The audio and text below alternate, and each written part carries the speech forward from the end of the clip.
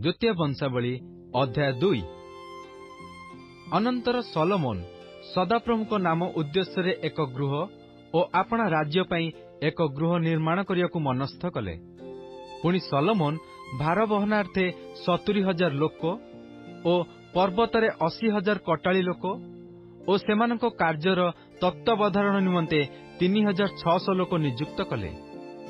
आ Salomon Sorare राजा हुरम निकटकु लोक पठाई कहिले, आपण मो पिता दाऊदଙ୍କ प्रति जेपरि व्यवहार करथिले और तांको बसति गृहर निर्माण निमंते एरोस काष्ठ पठाइथिले सेहीपरि मो प्रति व्यवहार करंतु।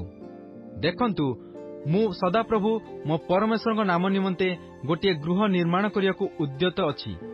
ताहांको सम्मुखरे सुगंधी धूप जोड़ाइबा पई और नित्य दर्शनीय रोटी पई प्रति प्रभातरे और संध्यारे विश्राम बाररे और अमावास्यारे और सदाप्रभु आम्भमानक परमेश्वरଙ୍କ निरूपित पर्व सबुरे होमबलि निमंते ताहा मु प्रतिष्ठा करिवि। एहा इस्राएल प्रति नित्य एक विधि अटे।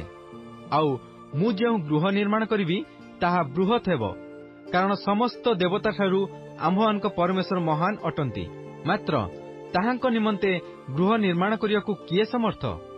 जेहेतु स्वर्ग और स्वर्गर स्वर्ग ही ताहांकु धारण करि न पारे, तेबे मु किए जे ताहांको पई गृह निर्माण करिवि? केवल ताहांको सम्मुखरे धूप जळाइबा पई ताहा करिवि।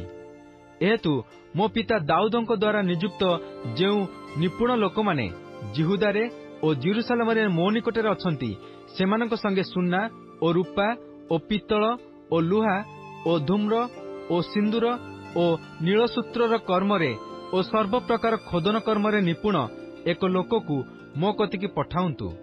आउ लिबानोनरु एरोस काष्ठ और देवदारु काष्ठ और चंदन काष्ठ मो कतिकी पठाउंतु, कारण मु जाने आपणक दास माने लिबानोन रे काष्ठ काटिबारे निपुण। आउ देखंतु मो दास माने मध्य प्रचुर काष्ठ प्रस्तुत करिया पई आपणक दास मानक संगे रहिबे।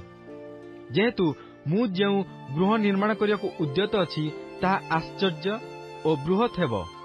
आउ देखंतु मु आपणक दास काठकटाली मानंकु 20,000 महण मळा गहम और 20,000 महण जब और 20,000 महण द्राक्षारस और 20,000 महण तैल देवी। तहिरे सोरोर राजा हुरम सलोमन निकटकु एही उत्तर लिखि पठाइला, सदाप्रभु आपणा लोकमानकु प्रेम करंती, एहेतु सेमानक उपरे से तुमकु राजा करि अछंती। हुरम आहुरी कहिला, स्वर्ग और पृथ्वीर सृष्टिकर्ता सदाप्रभु इस्राएल परमेश्वर धन्य होउंतु। से सदाप्रभु निमंते एक गृह और आपणा राज्य निमंते एक गृह निर्माण करिया पई दाऊद राजांकु बुद्धि और विवेचना विशिष्ट एक ज्ञानवान पुत्र देई अछंती। एबे मु मो पिता हुरमकर एक जन निपुण बुद्धिमान लोक पठाइली। से दानवंशिया एक स्त्रीर पुत्र, ताहार पिता सोरिय लोक थिला। से सुन्ना, रूपा, पित्तल, लुहा, प्रस्तर, काष्ठ और धूम्र, नील, क्षम और सिंदूर वर्ण सूत्रर कार्य मध्य सर्व प्रकार खोदन कार्य और सर्व प्रकार कल्पनार कार्य करियाकु निपुण। ताहाकु आपणक निपुण लोकमानक मध्यरे और आपणक पिता मो प्रभु दाऊदଙ୍କ निपुण लोकमानक मध्यरे स्थान दिया जाऊ। एहेतु मो प्रभु जो गहम और जब तैल और द्राक्षारस विषय कहि अछंती, ताहा से आपणा दासमानक निकटकु पठाई देउंतु। तहिरे आपणकर जेते काष्ठ प्रयोजन हबो ताहा आम्भेमाने लिबानोनरु काटिबु।